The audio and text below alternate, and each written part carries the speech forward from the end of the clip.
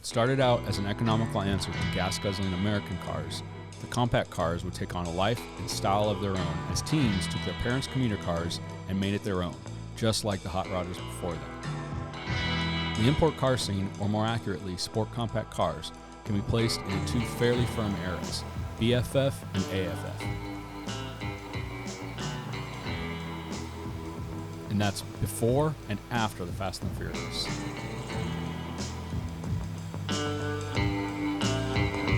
So for this episode of Influence and Impact, we're going to be taking a little bit of a left turn. We're going to be going away from the classic American Chevy trucks and into the import scene, or more accurately, sport compact cars. There you go. Obviously, you go back to the 40s and the 50s. You had big old boats or land yachts, with American cars, and that served the purpose for families cruising down the road.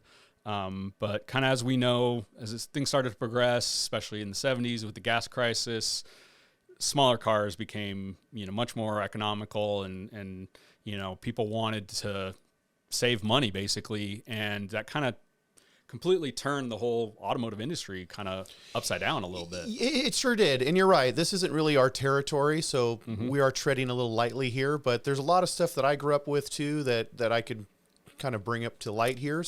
And that's, I think, too, a lot of the, you talk about the kind of the growth of the import scene, growth of import racing. It kind of happened along the same, timeline as a lot of the truck stuff did. It certainly did. And here's what you can't deny. World War II changed the landscape of automotive. It changed the world. Changed the world, but yeah. And before then, we did have racing, but it was really after the World War II time period that really people looked at racing like, some of these guys were pilots. Some of these guys had, adrenaline junkies from basically the war, and they came home and they're like, well, hey, I want to do something. Mm-hmm.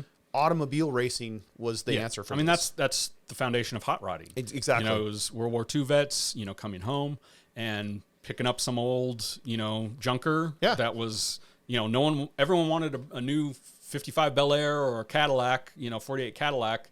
They didn't care about the 32 Ford. Right. So there you go. There's the hot rod guys. And it's kind of the same thing with the imports. It certainly was. Obviously a little later on, no one cared really about a Honda Civic or a Toyota Corolla. But when they're, when the kid got the, car from their mom or their dad and tune it up, and start racing it or start drifting it, basically started a whole nother segment of the industry. But it, I know it does kind of, the roots of it all kind of go back to hot rodding and to World War II. Yeah, it does. While we were over here as Americans messing around dry lake beds with 32 Roadsters, the guys in Europe, they were messing around with, it was like road course kind of stuff. Road course stuff. Yeah. They were more Grand Prix drivers. Yes. They liked, some kind of a road course they could drive it on. Back then, too, there was a lot more sports cars coming out of Europe and also in Italy. So, Americans wanted these big, large, wealth, kind of like show off. Yeah. This is what I'm about. And, got Alfa Romeo's making these small little cars that haul ass. Mm-hmm. Right? You also got to look, too, is like, okay, obviously in the U.S. there's a lot more open land. So you can go on the dry lake bed or you can go drag racing because you got plenty of room. But over in Europe, you've got small, tight little roads. So a little sports car made sense. It totally did. And so, you mentioned, Italy, obviously the UK, stuff like that. But then, Germany, obviously coming out of the war, they had the Volkswagens and Porsche, that they were producing. And that's what's really funny is let's really think of the dynamic here. We defeat the German Nazis, and the thing that gets imported over to the United States first is a Volkswagen.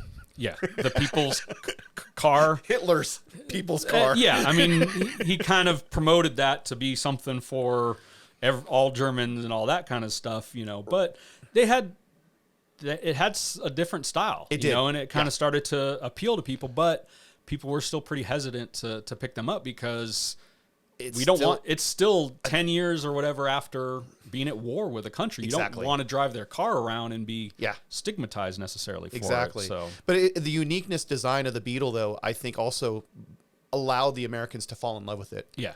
Because that was a totally different vehicle than, look, you look at a 55, you mentioned a 55 Bel Air, it's a fairly large car. You look at a 55 oval window Bug, and it looks like something that could fit inside the trunk of a 55, probably Chevy car. might have been able to on some of them, but But yeah, so I mean, obviously Volkswagen started to come in, people started doing those up. Obviously those kind of really got popular in the 60s, obviously Right. the kind of stereotypical hippie kind of, Volkswagen guy and stuff like that. But, it's kind of interesting. You kind of take that same coin, flip it over.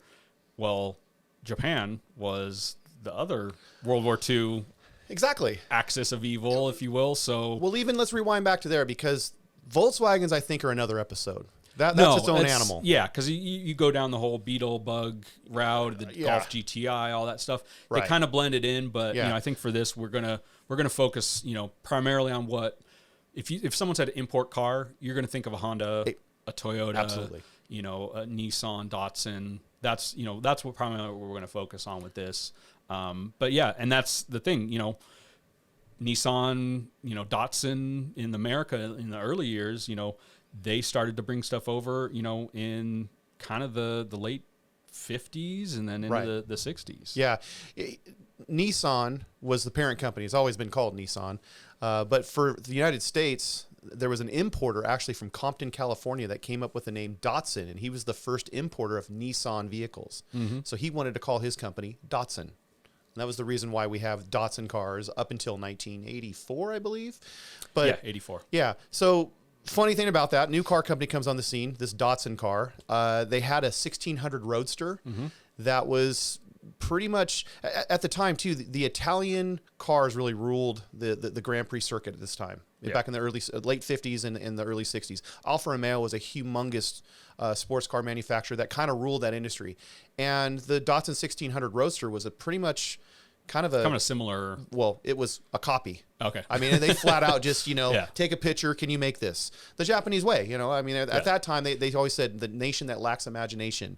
No, and that's kind of what's funny is, you look at the early years, they were trying to reconstruct. Yeah. So a lot of it was kind of copying, and obviously then years later, Japan really took off and became kind of more of the technological center and innovated and all that. And then a lot of that kind of manufacturing stuff shifted over to China, et cetera, all that. But Nissan saw this early, though. Nissan saw that racing was a way to introduce their new cars. Well, and I think, too, if you're talking about, the 60s or early 70s, what was kind of popular in American culture was automotive racing. Muscle cars was a huge hit, so obviously it makes sense for them to kind of, okay, if we're going to infiltrate the U.S. market, go after the racing. Well, and that also, we've got to hats off to the Japanese, because rather than them trying to recreate something that they had no idea what was going on, and also to another market that's another country away, they looked to who was making the noise in the American business.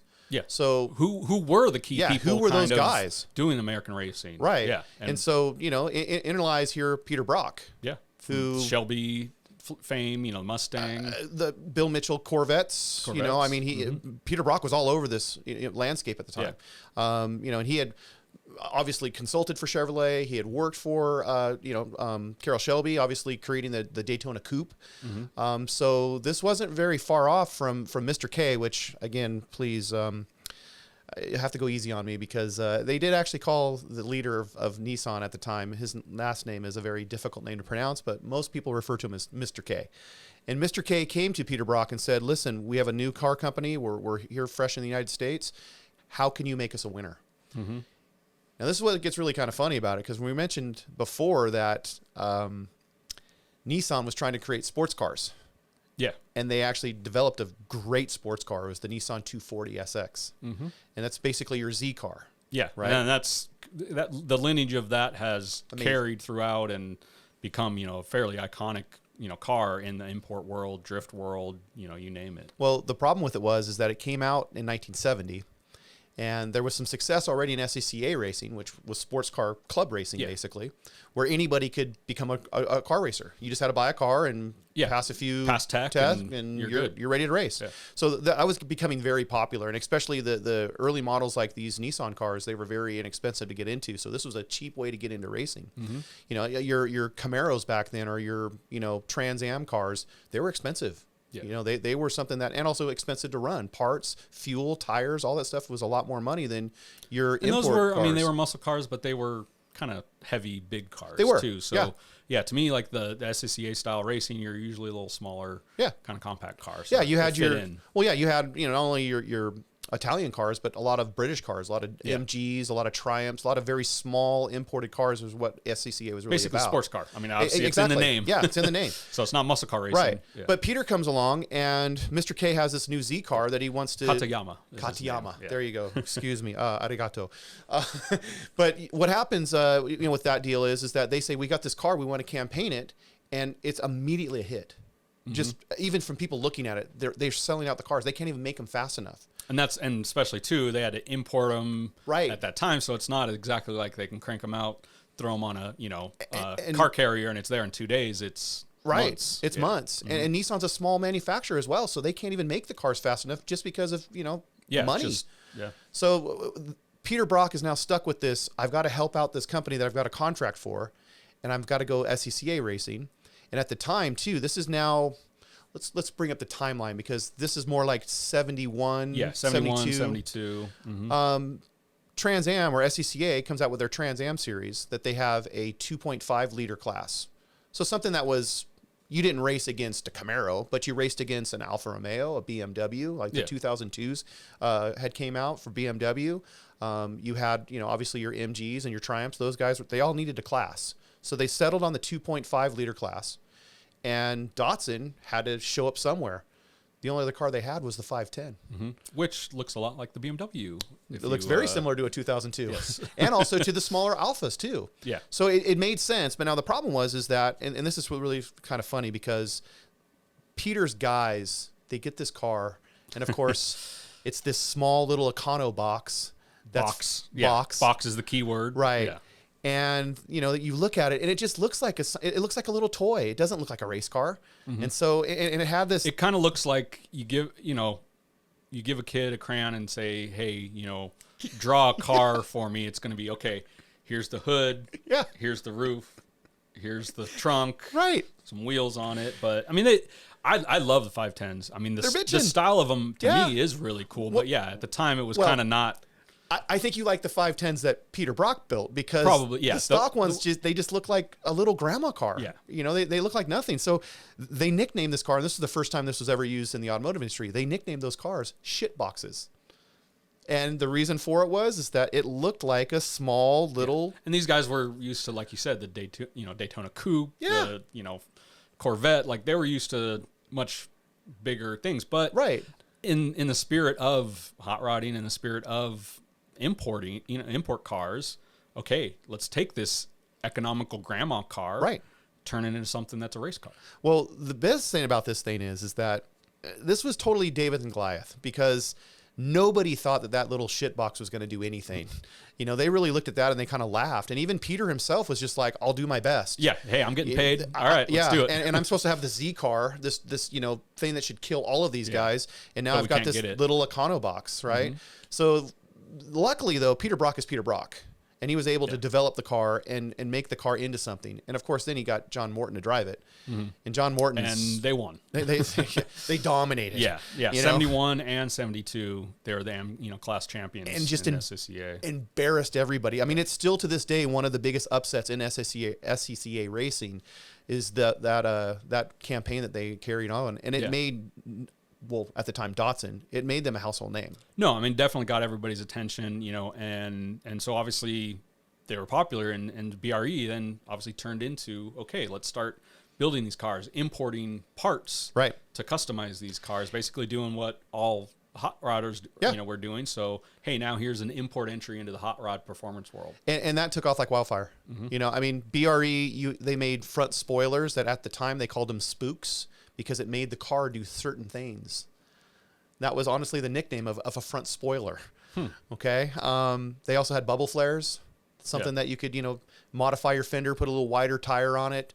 That kind of stuff was all stuff that BRE was actually selling as aftermarket accessories, something that was not ever known for in the import industry. Everything at that time was, if you wanted to modify your car, you built the part yourself. Where Peter, he said, well, why can't I sell all these styling things out of this new stuff called fiberglass and make some money doing this? And BRE, lightweight and easy to pop out a mold. And, I mean, I look at it that's kind of the first, let's say, import accessory. Yeah. Right. BRE is kind of like the ground zero for that, for the import world. I mean, yes, I know Japan had some very small things happening, but if we're looking at United States, ground zero, BRE for what, is the place. What's kind of the foundation of it all is coming out of that. Yeah. And that continued on too. I mean, we just mentioned early 70s. BRE was dominant all the way through, 85, 86, when things started to kind of taper off. But SCCA racing kind of fueled, let's say, the Japanese wars. Yeah. You had Nissan that was pushing hard with their Datsun products. They came out with their Z cars. Z cars were hugely popular. Yeah. The 240 obviously was the first model. That was like 70 to I think 73 or 4. Then you got into the 260, which the only difference really is liters. It's just got a bigger motor. Yeah, just kept kind of going. And that was a very popular car too, and it led into the 280, which that kind of settled out the end of the 70s. Was their 280ZX was that was their big car, and it was hugely popular, hugely. Yep. And so obviously we're talking about Nissan, Datsun, at that time, obviously kind of coming in and dominating the racing, world more or less in sports car racing. We talk about the big three in, the U.S., Detroit. Obviously, you've got Chevy, Ford, Chrysler, Dodge, et cetera. Right. Well, obviously, if you talk about the big three in Japan, it would be Nissan, Toyota, and Honda. Of course. But, as we know, like at that time, Toyota and Honda kind of hadn't really gotten to the game yet. But obviously, they probably saw the success Nissan was having by importing their cars in the U.S., and they started kind of getting in slowly throughout the 70s. And that really kind of, 73, we talk about the oil embargo from OPEC, the gas crisis. They really kind of then had their moment to really, just jump full in on importing cars into America. And you know what, too? Both Toyota and Honda took kind of different routes to get into racing. Yeah. Honda really was making a lot of more motorcycles at this time. They didn't really make a car, but they were involved in F1 racing back then. Yeah, that's really kind of what they kind of went after that. Yeah. But then Toyota had more of the Henry Ford approach, where they wanted to make cars for people because they knew it was a moneymaker. They didn't really care too much about racing. Well, they were going after the economy kind of car, and that made sense too. Obviously, like we're talking about that, time in the early 70s where then, your muscle car, your big old Bonneville that got 5 miles to the gallon. Yeah. Well, when you had to wait for half an hour on every other day to fill up, right? You're this little car that's going to get car. 20 miles an hour is going to be, pretty good. Yeah. So. And that's when they kind of coined the phrase economy car, where all of a sudden now we're talking about fuel prices and we're in a fuel crisis, where you can't even drive your car because it might be out of fuel. So these little economy cars, they made a lot of sense because they got great fuel mileage. And believe me, my mom had one. She had a early Toyota Corolla, which this also gets a little weird too, because actually there's 2 models of these small economy cars that Toyota came out with in the early 70s. They brought their Toyota Corona, like Crown, over from Japan.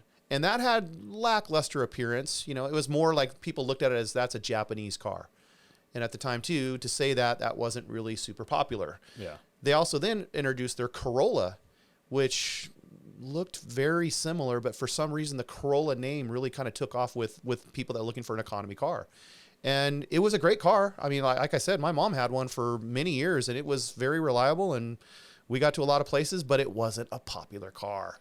And that's, I think, too, there's still kind of a little bit of the stigma of these are cheap cars. These aren't, anything, which it's kind of funny now where, someone says Toyota and goes, oh, yeah, that'll last forever. Or, oh, that's, this and that. But, it obviously took them time to kind of develop that either as far as the car is concerned, or at least the reputation of it. Right. Well, Toyota too, they did something a little silly too, because this is funny. Like we mentioned, Toyota was late to the game in racing. So, they had a couple concept cars, stuff like that, but nothing, they didn't have like a true campaign. And by then, this is maybe the mid 70s, Nissan's dominating. Nissan's got movie stars driving their cars. I mean, this is like, even Paul Newman was approached by, some SCCA guys and started driving these Datsun cars. And he went ahead and he even started his own racing league with a guy named Bob Sharp, who Bob Sharp was another huge standout at the time. So to have both of those guys as a driving force, I mean, that just drove sales too. I mean, guys are like, you got old Blue Eyes that's driving a Z car on the racetrack. I'm going to go drive this, down Rodeo Drive. Yeah. So that made a big deal. But Toyota knew that it's kind of like, if I can't beat them, join them type thing. And they knew that they're not going to be able to get ahead of them in the racing league. So what they did is they teamed up with the Long Beach Grand Prix. And they sponsored this race that they knew it was a Grand Prix race in the middle of California. Yeah. In the heart of Hollywood. Of Hollywood, but also in the heart of where automotive culture is and where all the import. I mean, we talk eventually that, Gardena and Torrance were where Toyota of America, Nissan, and Honda all had their headquarters, initially. Because they were close to the port. Yeah, close to the port. And, obviously that's kind of at that time, the kind of genesis of a lot of the automotive, culture in the world. And, okay, yeah, you got all the other guys in Detroit. Well, we're out here. Yeah. And, obviously you're importing cars. Obviously now they make a lot of the cars here in America. But at that time, they were all off why the are they boat. going to be in Detroit? Yeah. Right. Because there's no boats in Detroit. You're going to have to go around to New York and through the river in Canada to get, get something like there. Well, Toyota's genius though. Toyota, they sponsored the Long Beach Grand Prix, and they also did something that was super ingenious. They formed a Toyota celebrity race. So you're getting these guys that are on TV, that are in the movies, that are coming down and driving their Toyota cars. What better freaking marketing thing can you figure out? Yeah, and it's basically look at it as, okay, somebody now doing a ride and drive with a bunch of influencers on social media. That's basically what they were doing, right? Back then with all the movie stars. And of course, the Datsuns, they dominated the GT series, not obviously the Grand Prix cars, but their class. Obviously, Datsun, won everything, but they won it at Toyota's race, which if anybody knows anything about Japanese culture, who won? Toyota. Yeah. I mean, that's the thing. Yeah. When you're saying, you say so-and-so, and their Datsun, 510 won the Toyota Grand Prix. Right. Yeah. No matter what, Toyota's getting the winner. Press out of that. Yeah. But yeah, I mean, that really kind of started to, kind of expand, the import world. Hold on, because we kind of jumped ahead a little bit. We're at 23. And how we doing? Yeah, and we're good for another little segment. Okay. Because I'm scrolling down. We were talking about the Paul Newman stuff. So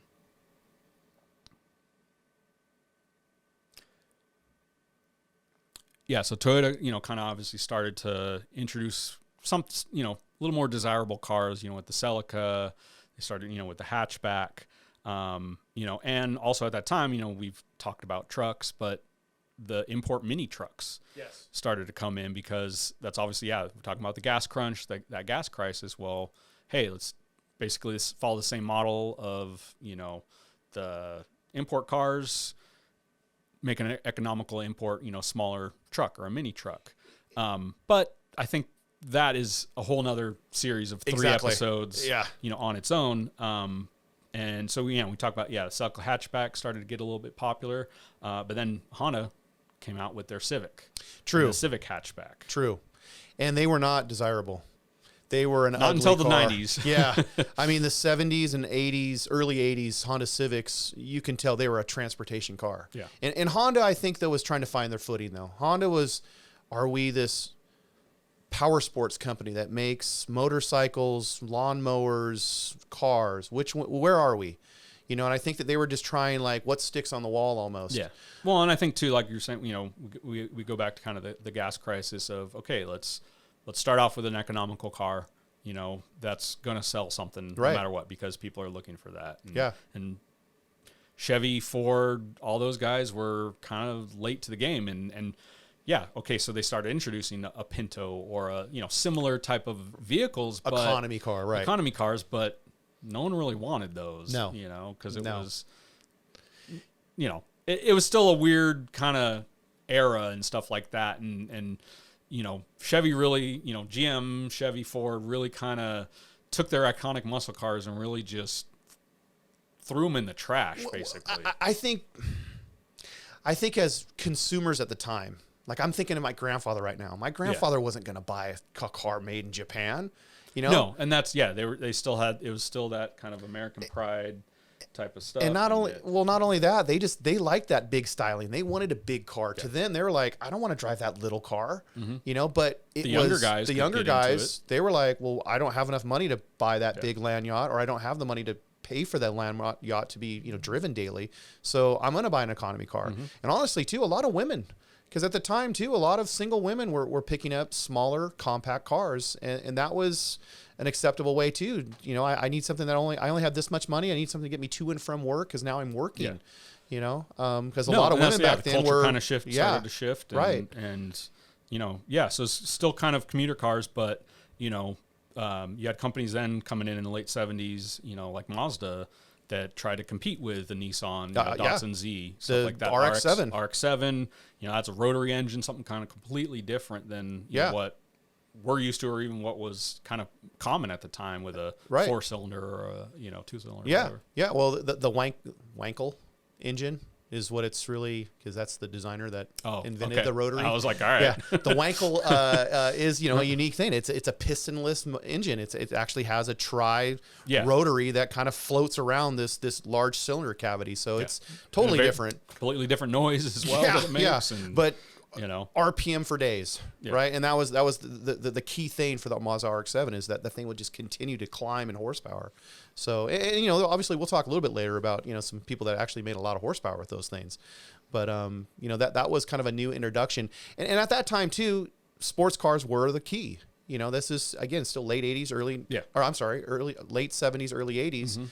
We're still trying to get into sports cars, you know, even Chevrolet too. They looked at the new 3rd gen Camaro in '82 to look more like a later model.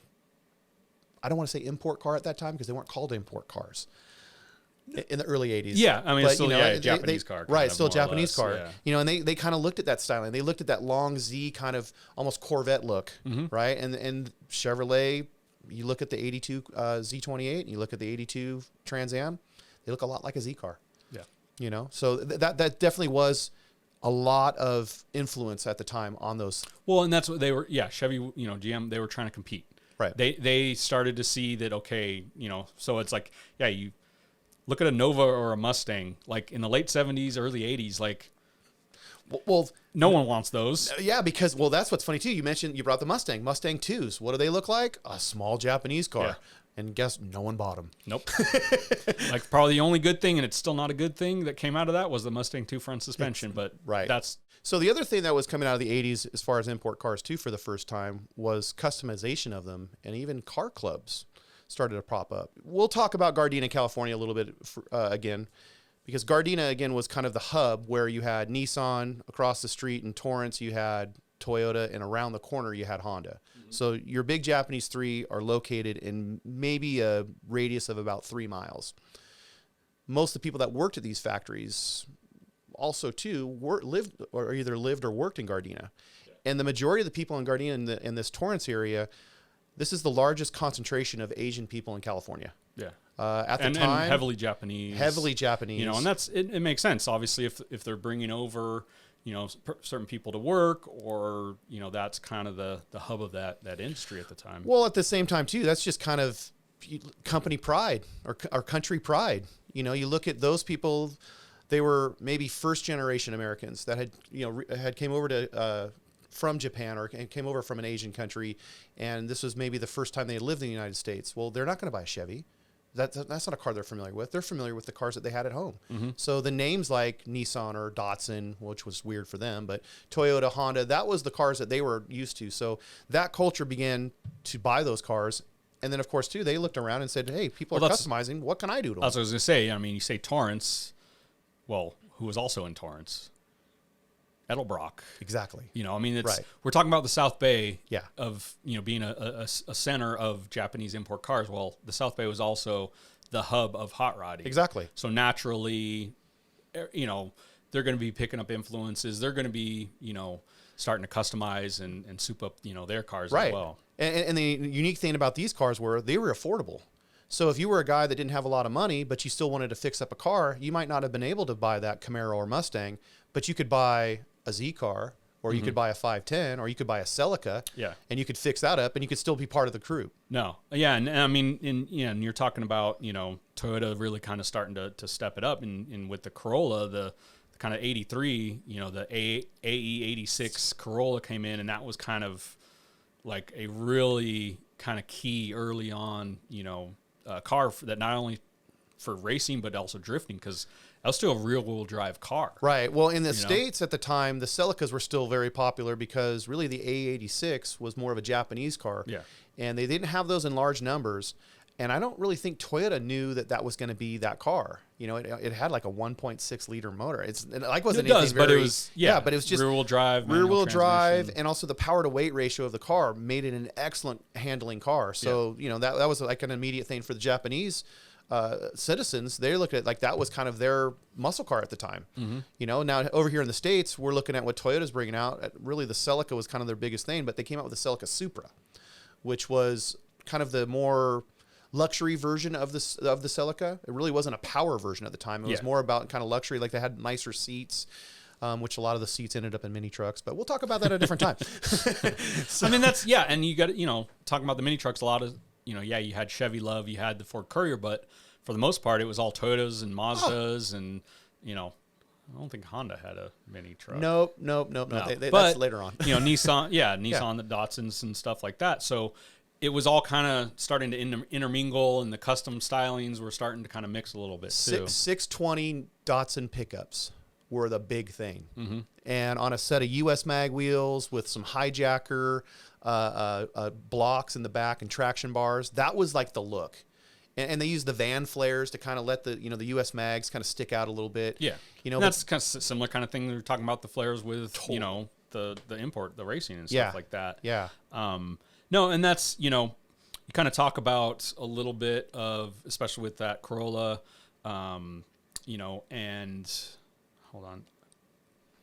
Because at this time is when drifting started to kind of happen. I'm wondering if we jump into drifting or we stick with kind of where we're going. I think we need it because it's in the 80s, because we're not going to come back, because when we get to the 90s, we're not going back to the 80s. No. Yeah, so I think what we say is like what you're saying, like I brought up that the AE86 wasn't very popular here. So what you should bring up is it wasn't popular here, but in Japan, it started the groundswell of drifting. Yeah. Okay, let me jump ahead to that. Yeah. Because there's going to be names that you got to bring up, stuff like that. Well,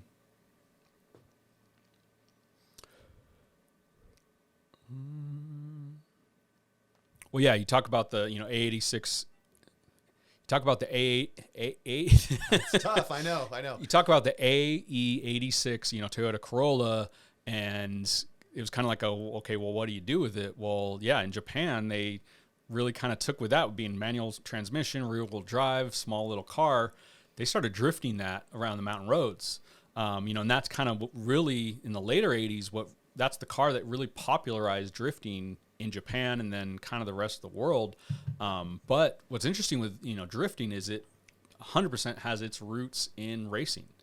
You go back to the 70s, and there was a race car driver named Takahashi who his kind of style of driving and racing was, rather than, especially talking about the smaller little cars that didn't have the horsepower. Right. Well, when you're going around a turn, around the apex, usually, you hit the brakes a little bit, you kind of, gas out of the turn. Well, he would just hold on and bump the throttle and just drift, around the corner and come out with the same amount of speed that he had going into it. Right. And he started to kind of beat some guys, using that technique. And that obviously became popular, but he kind of went down the path still of racing, even though he's considered like the godfather or the father of drifting. Right. He was a race car driver. He eventually went, did Le Mans, did all kinds of racing series. But it's with the A86, it's with the AE86 Corolla, that the Drift King, happened. Right. And that was Keiichi. Oh man. You ready for this? Yeah. So the Drift King was Keiichi Sashiya, and I probably pronounced that wrong, so I'm sorry. I'm just going to call him DK. Yep. But yeah, in the late 70s and 87, he had a Toyota Corolla. It was a GT11, and then, later on, he created a series of videos showing him, drifting up these mountain roads. Right. And that basically kind of turned the world on its head as far as, the drifting, world's concerned. And, in 88, they founded the first organized drift event in Japan, and it was called the D1 Grand Prix. Right. And obviously you look at, F1 or so it's like, hey, we're in the motorsports world, but we're drifting. Right. And obviously it became, more like a show off kind of a thing, started to become a little bit of a cultural thing as well. Yeah. Well, I mean, because think about it, drifting is style. And that's what it was. Yeah. Yeah. It like a lot of things, in the race world starts off as a certain functionality or a certain thing, and becomes a little more style. Right. So these guys were, okay, how far could we slide the rear tires out? Sure. Going around a corner. How fast can we take this corner and still control it and counter steer it? Right. And so it really kind of started to become its own entity versus racing. Right. And what really kind of popularized it as well, even further, was in 1995, you had a manga series called Initial D. Yeah. Where the,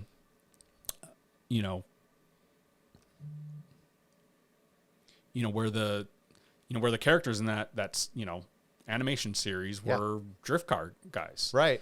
And of course, what did the main character have?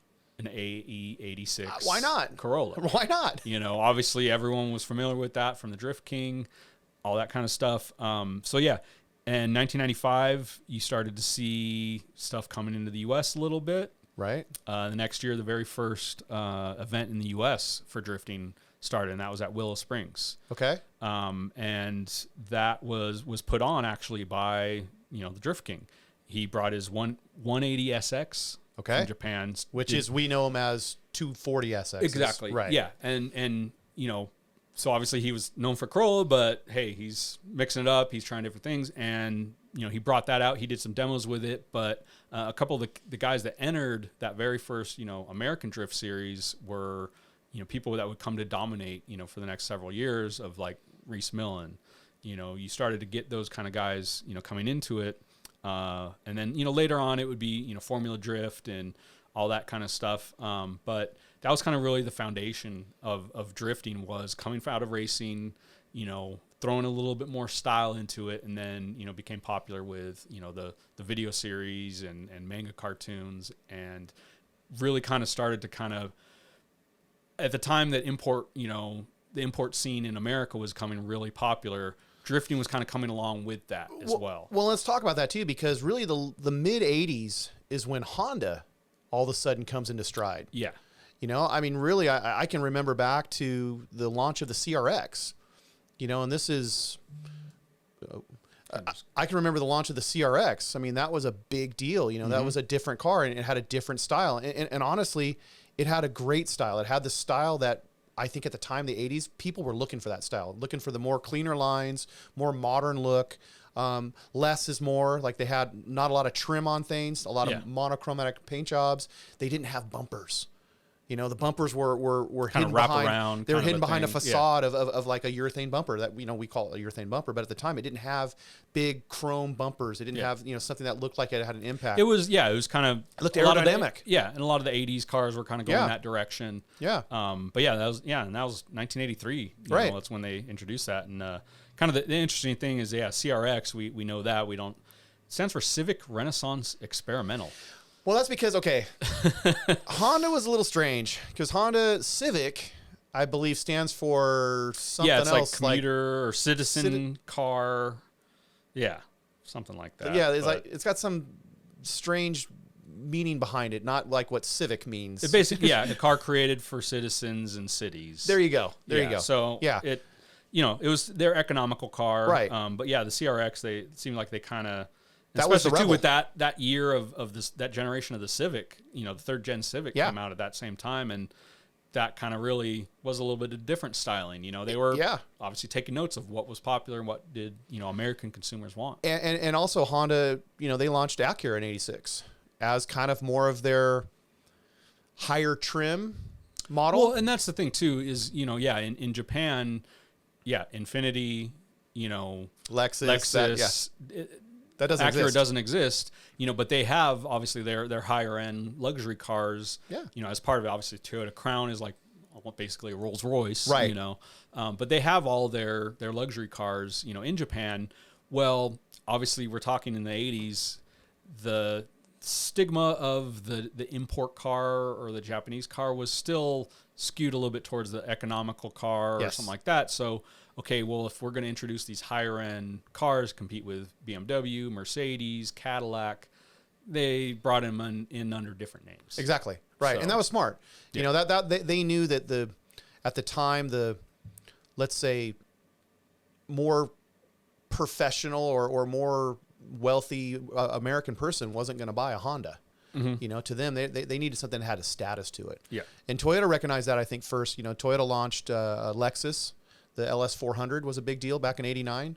Mm-hmm. That also too. I mean, I personally, I remember that as they were going after the Mercedes and BMWs. That was their whole intent, was I'll show you guys what luxury is. Nissan followed the same year with Infiniti. They launched that then, and those cars were very highly engineered, and they were very nice luxury cars. Yeah. No, and 1989 was kind of a big year for all import cars, if you really look at it. We're talking 89, the, fourth gen, or 88, excuse me, the fourth gen Civic hatchback was introduced. 89, VTEC, bro. Oh, that's right. Forgot about that. VTEC, waiting the for that VTEC to kick engine, in. waiting for that VTEC. Yeah, VTEC engine was introduced. And then, in 89 as well, the S13. That's right. 240SX, came in, that kind of became a very popular car in the drift world and video games later, but it wasn't when it first was launched. It was a girl's car. Oh yeah, that was totally like you bought that for your daughter to go to school. It wasn't really a high horsepower. It didn't have a lot of crazy looks and styling because remember it had a big brother. It had a 300 ZX. Mm-hmm. So when this is being launched, is it it's kind of an economy sports car? Yeah, and that's and talking about kind of an economy sports car. 89 again. Look at other companies, that started kind of getting the game a little bit more with, like the Mazda Miata. I know, I forgot about that. Wow. We're talking about the 510 being kind of the king of the SCCA, but the Miata replaced it 100%. I mean, we look now and it's, the Mazda Miata is the little sports car, club racing car. Honestly, it's the trainer. Still is. It still is. And it's the trainer car. I mean, anybody right now that's driving professional road course racing or GT class, they started in a Miata. Yeah. And that's just the age group. Now, if you go back, let's say 25, 30 years ago, the guys that were standouts, they started in 510s. Yeah. So the Miata was a revolutionary deal for club racing. It was an affordable sports car. It still is. You could pick up a Mazda Miata right now, and that's probably your best way to get into racing. Mm-hmm. But yeah, 89 as well. The Mitsubishi, that's true. Eclipse, that started happening. Obviously, we talked about the Z car, the 300 ZX. They had a redesign that year as well. Yeah. And then in Japan, they also brought back the Skyline. That's right. So you had the R32. Yeah. GTR Skyline, and that became a very iconic car, and especially too, a lot of people tried to, kind of smuggle those in, to the U.S. as well a little bit, more later. But, because obviously with gray market importing, it's rolling 25 years with the EPA. Right. So if it's something that's 25 years old or older, you can import it, just go through the regular motions and you're fine. But anything newer ain't happening. Right. But there was obviously people that got around that, either they would just import a bumper, or a grill, some badging, change it up, give it a little that JDM look. There you go. And which is Japanese domestic market. Obviously there's different badging, different, little styling. But some people did, basically disassemble a Skyline or something like that, bring it over in parts in different containers and reassemble it and see you later. Magically, there's a Japanese car here. But yeah, I mean, 89 was kind of a key year, for the import car scene.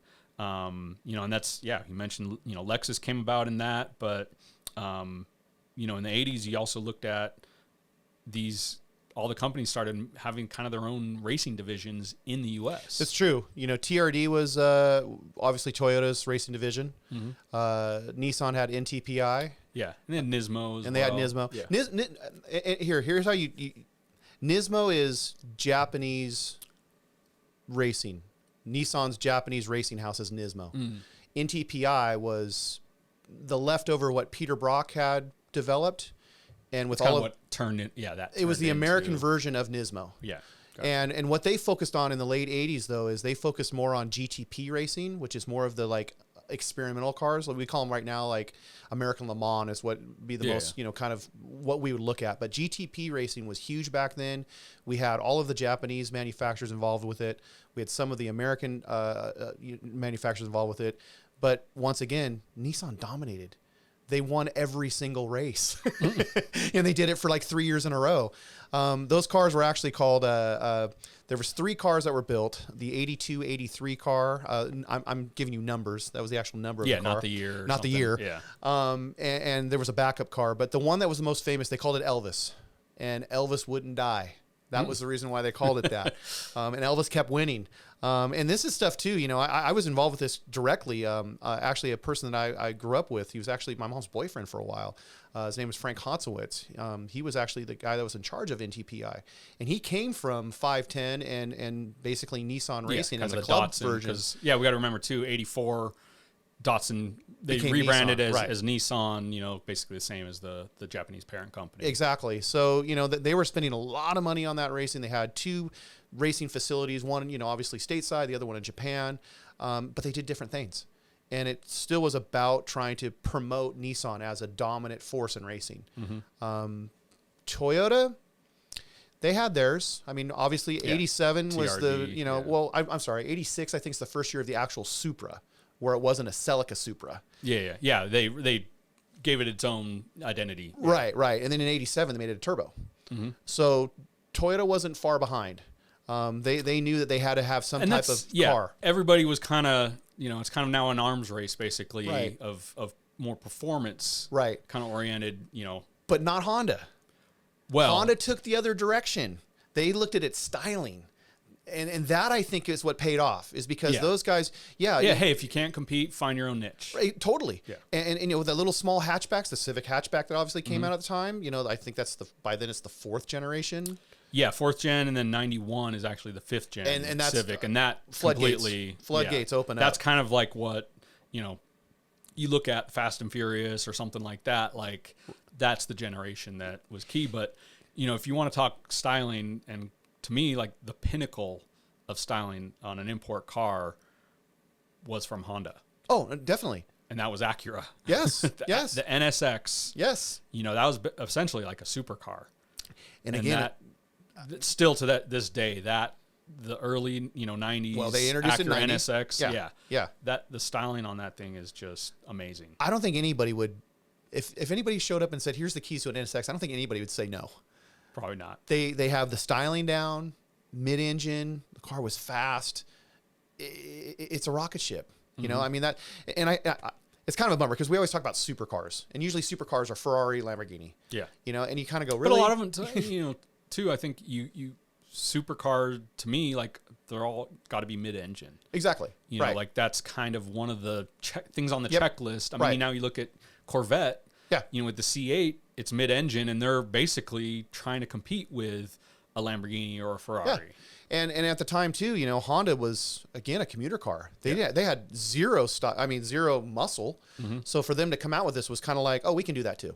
Yeah. You know, and I think it was smart. Yeah, they came up under the Acura line versus the Honda line, so it's got a little bit more prestige to it, if you will. But the 3-door hatchback, that took off. And you know, the funny thing about that time too, I want to say this is kind of early 90s. I was involved with a lot of street racing, a lot of V8 street racing, a lot of American car stuff.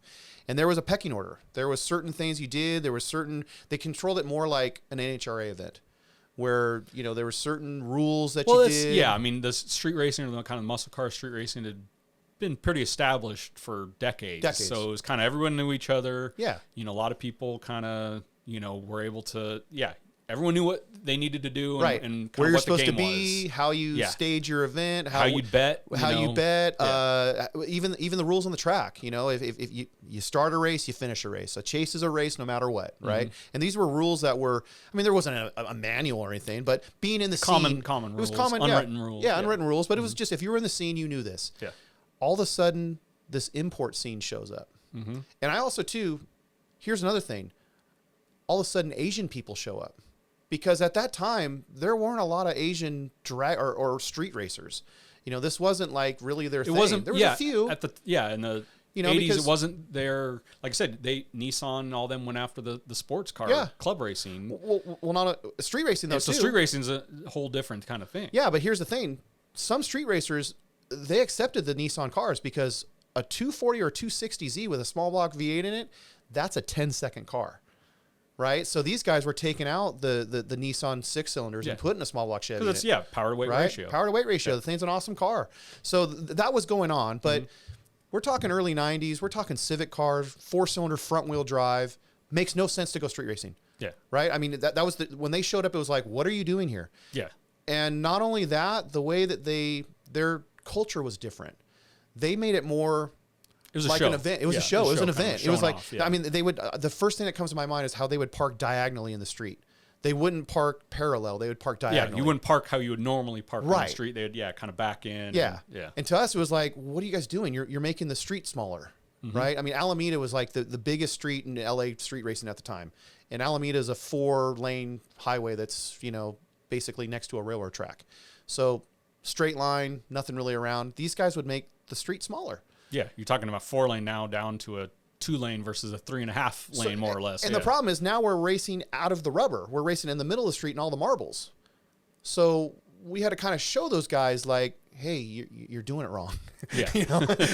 Well, and that's, and a lot of the kind of import car culture, that we kind of think of today, obviously it did start, in LA and in Gardena, and there was a basically it was, the Japanese marketplace. That's right. The Meiji market. And, obviously all the, import meetups and stuff would happen there.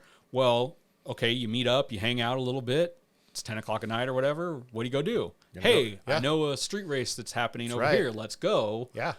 But to a lot of those guys, it's still kind of a meetup, show off kind of a thing. But, you could probably talk more about this, but it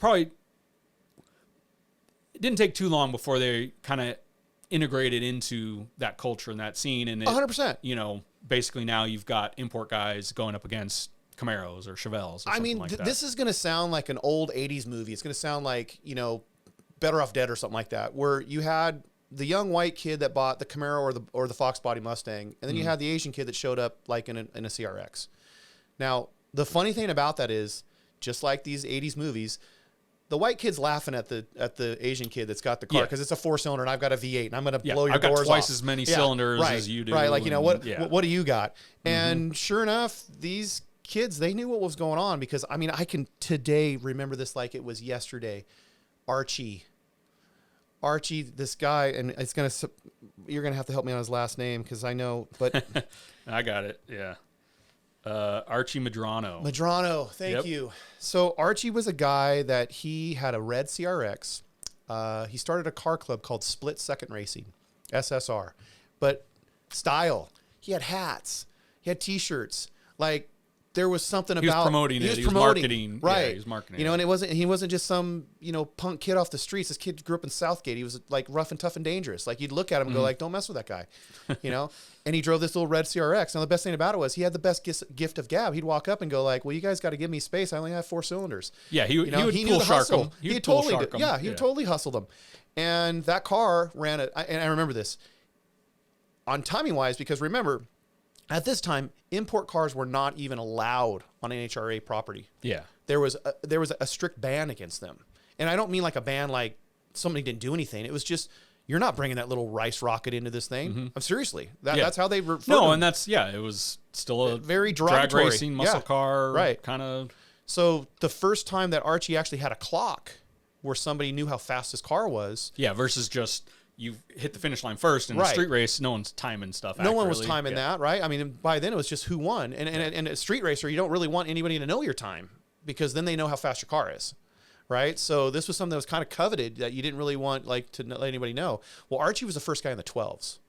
And I know like right now that doesn't seem like much. I know you're like, but you're talking, 30 years ago in a Honda CRX. Right. But let's go back to that white blonde kid that's got the Mustang 5.0. He was doing 12s, yeah. No, they only run 13s. Oh, 13s. So Archie's beating these kids, and no one likes it except for the import market. They loved it. Yeah. To them, all of a sudden, we have someone that we can show you. Yeah. Now we can compete. Right. We can cross over into the more traditional racing, drag racing kind of, community and really compete. Exactly. Yeah. Now other things are happening too, parents are looking at this, like, look at these nice import cars that aren't very expensive, that are cheap and reliable, good on gas, and can get you to and from everywhere. Yeah. A lot of parents bought kids these cars. Yeah. Cause turn 16 years old. You just want a cheap car for your kid. I bought you a cute little CRX. Yeah. And they probably maybe see the guy in the Mustang or the Camaro or muscle car doing burnouts loud. And doing stuff like that. So, this is a safe alternative. I mean, the reason why I bring little do they know. Little do they know, because I have a funny story, and this actually happened to me. This is a friend of mine I grew up with, this guy named E.T. Safan. Mm-hmm. We all wanted the Toyota 4-wheel drive Back to the Future truck. All of us did. Oh, yeah. I mean, that was like... Lifted, KC lights. Yeah, extra cab, black. Like, that was like the truck that all of us wanted. Truck. Yeah. Right? So E.T. So still an import, but it was import. A 4-wheel drive off-road. Right. Yeah. And E.T.'s parents, they had a little sandwich shop in where I grew up, and they were pretty well off. They did some real estate, so they had money. Mm-hmm. So E.T., like, out of all of our friends, we're thinking, and by the way, his real name is Etienne, but E.T.'s a lot easier to say than Etienne, right? So E.T.'s thinking he's getting this truck, and all of us are like, when your birthday, you're going to get this truck. So E.T.'s birthday comes along, and he runs downstairs to look at his brand new 4-wheel drive truck, and he opens up the garage door, and it's an Integra. And he's pissed. Yeah. He can't believe that his parents bought him this Japanese economy car. Like, what? They weren't cool. No, and even an Integra wasn't kind of the cool Japanese car, right? Even if you want it was this. What did you do, Mom? So I get this. You just ruined my social life. You totally did. So I get this phone call from him, and he calls me up and he goes, "Hey, do you have a hacksaw?" And I'm like, "What are we doing?" And he goes, "What are we breaking into?" Yeah. He goes, "Just come over." So I go over his house, and sure enough, he's got a hacksaw that he's broken a blade. And he's trying to cut his fuel injection manifold in half because he bought a pair of Mikuni carburetors out of the recycler. So he was already anticipating getting the Toyota. I'm going to throw this on there. Yes. Yeah. So he thinks he's just going to saw the intake manifold in half and take the fuel injection off of the Integra. And he thinks he's going to put these Mikunis and he's going to JB weld them together. Yeah. He thinks if you just put two things together, it works. Right. No. So I, of course, start laughing, and I'm like, that's not how it works. Yeah, brand new car, probably 20 miles, if that, on it. And he had already cut through part of the mount. So the car... you're done. You got to go for it. It was ruined. Yeah.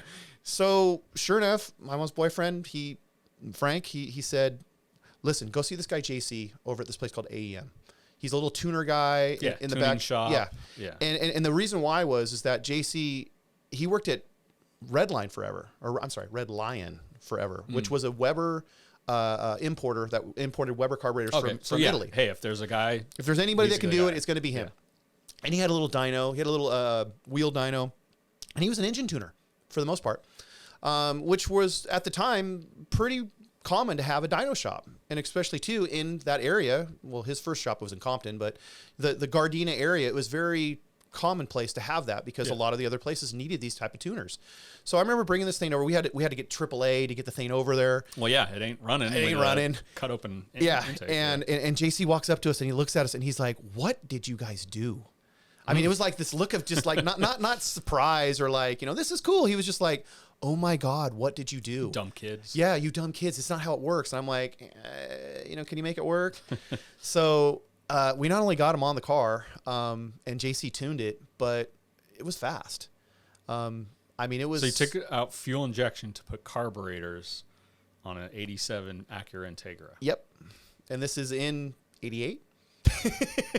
So E.T., though, made friends with Archie and became part of SSR, Split Second Racing. Mm-hmm. And that was, guys were going to Palmdale because, again, too, the local Pomona track, which was an NHRA track, you weren't allowed on it. Going. Yeah, so you had to go to the outskirts. We had to go to the outskirts of LA, which is Palmdale. And Palmdale's an elevation track where you obviously lose horsepower by going up in the elevation. So if you're pulling a number at Palmdale, it meant your car was pretty fast down here, in LA.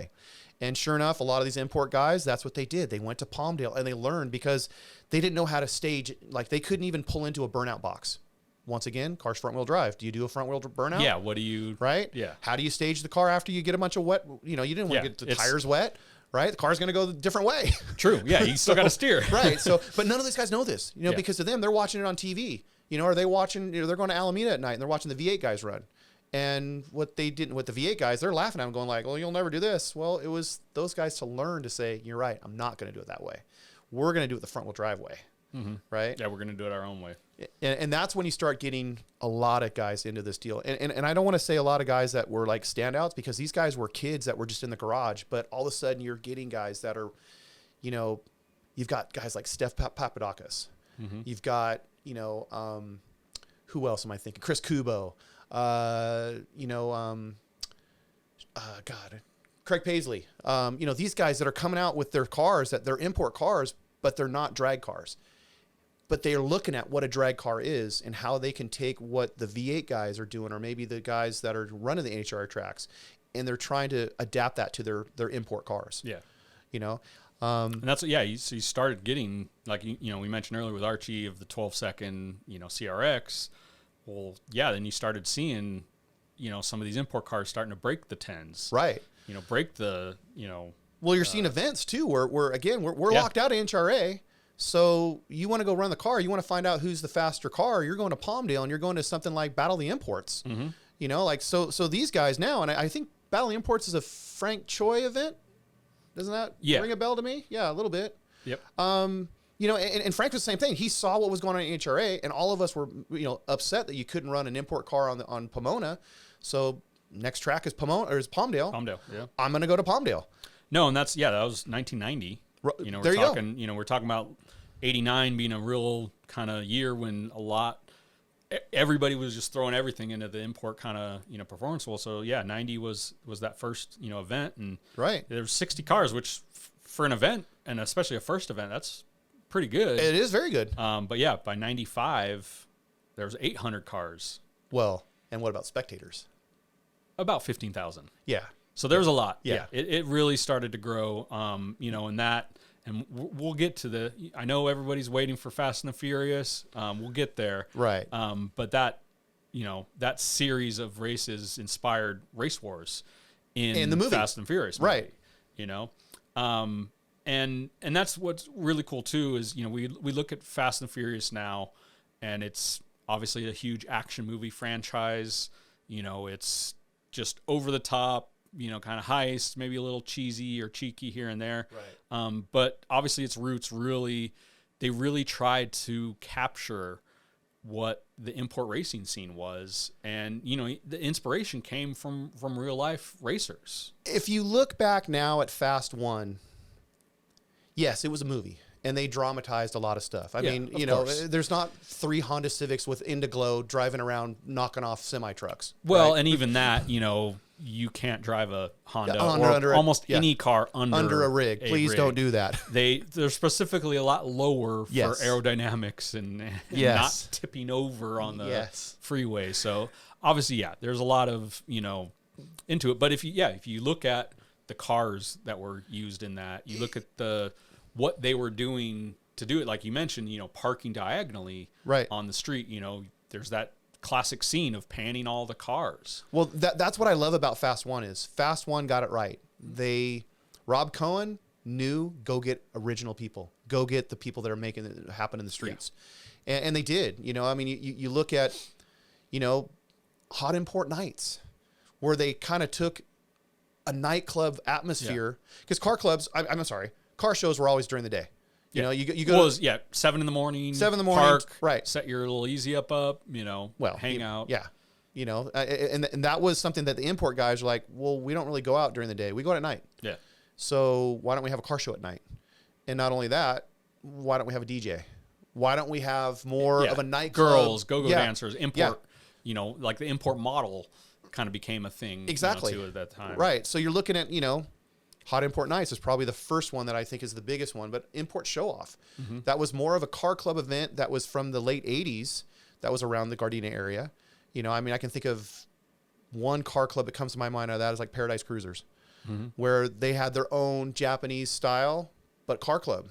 You would see some of like some graphic treatments on paint, but you know, you'd see Mugen wheels. What's a Mugen? Right? You know, it was a Japanese import wheel. I mean, that was, you know, a big wheel back then, but to us in the States, we're like, I can't even say the name right, you know? And also other companies, Eibach, you know, had lowering springs. You got to lower the car. So you got people that are making parts specifically for these cars in the United States because you've got import show off. Yeah. No, that's, yeah. Now it started to explode really in the 90s, you know, and kind of become its own industry. And we talk about, you know, a lot of these companies, you know, kind of popping up. And that's basically within that, you know, scene is the foundation of the Fast and Furious because, you know, they based and got the inspiration for that movie. There was a Vibe article in 1998 called Racer X. Correct. And the funny thing, it was actually based in around New York City racers. And, you know, obviously it was Racer X because it's illegal. Yeah, don't say his name. You know, give an identity for it, but really kind of showed the culture, and they picked that up to start making the movie. But you know, they ended up moving the setting to Los Angeles because they wanted to bring in a little bit more of the diversity and bring in, you know, different characters and kind of a different like look to it, which was happening. That's the other thing that people, you know, again, goes back to the genius of Fast One was happening. All of that stuff was happening. No, that's you had your you know, Japanese guys that were racing. You had, you know, some Hispanic, Mexican guys, black guys, you know, white kids getting into all that, and it was all kind of basically if you were high school or college age in the 90s, like that was you were going after to you know, attach yourself to.